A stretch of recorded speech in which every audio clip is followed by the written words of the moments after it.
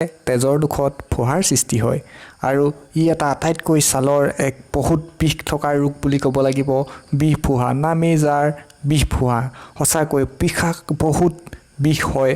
উখহিয়াই উঠে ফুলি উঠে ঠাই টুকুৰা এক চুলেই যেন ডাঙৰ খুব এক অনুভৱ হয় বহুত বিষ অনুভৱ হয় বন্ধুসকল আজি আপোনালোকৰ মাজলৈ লৈ আহিছোঁ হয় বিষ ফুহাৰ কেইটামান ঔষধ বনন দৰৱ বন্ধুসকল প্ৰথম বন দৰৱটো আপোনালোকলৈ আগবঢ়াইছোঁ নহৰু 2-3 ফুটা খুন্দি কিছু সময় পলেপ দি থলে বিষ ফুহা লাহে লাহে শুকুৱা আৰম্ভ কৰে বন্ধুসকল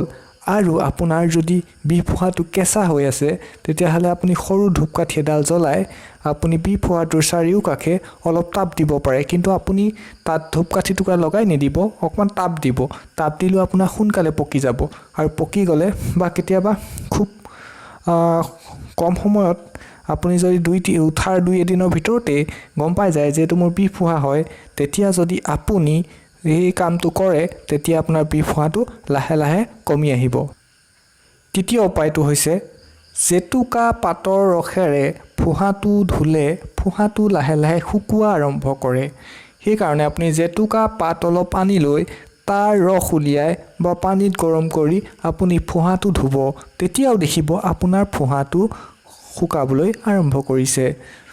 আৰু এটা কাম কৰিব পাৰে তিতা ফুলৰ পাত যদি ঘৰত আছে নহলে যদি নিম পাত আছে তেতিয়া সেই নিম পাত বা তিতা ফুলৰ পাতেৰে